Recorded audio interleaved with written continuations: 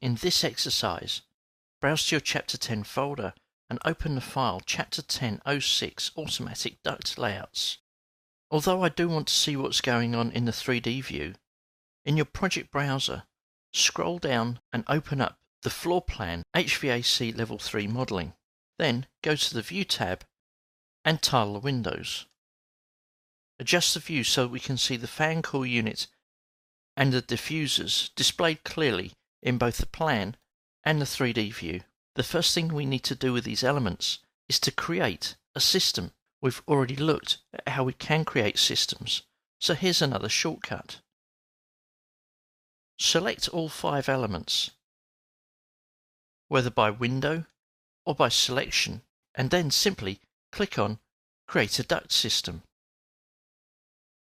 We are creating a supply air system. And the system name, well, let's name it Supply Air 1, and click on OK.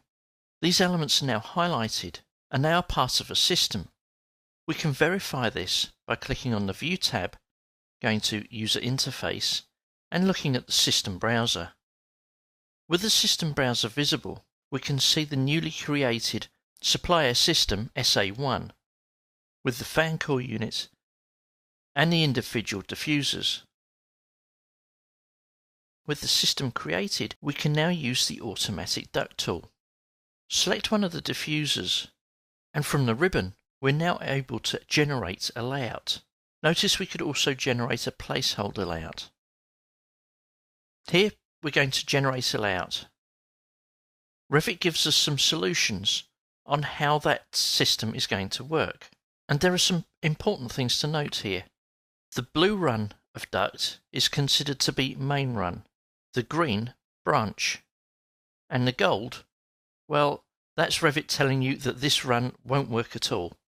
So let's cycle through the options that we have, and it's looking like something's not working all the way through, even if we have a look at the different solution types, like perimeter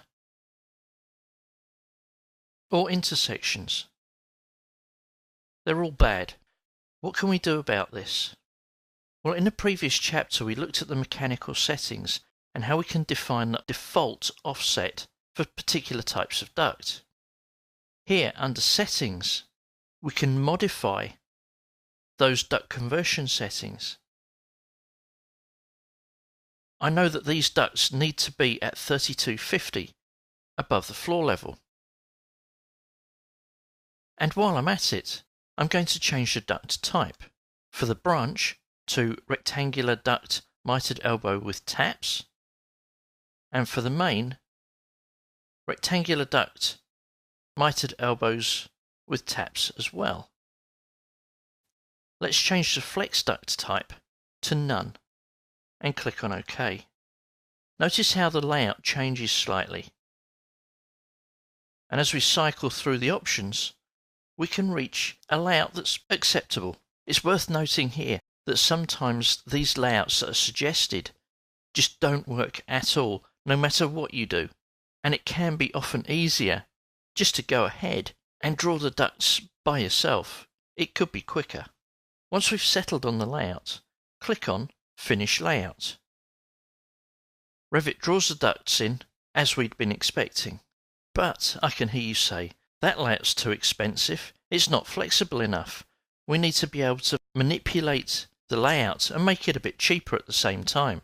Let's have a flexible connection between the air terminal and the main duct. Do you really want to go through and delete all this ductwork and then put flexible duct in? I don't think so. So luckily we have a tool under the Systems tab to convert to flex duct. Selecting the tool, we're then asked to select an air terminal. Click on the air terminal and flex duct is created.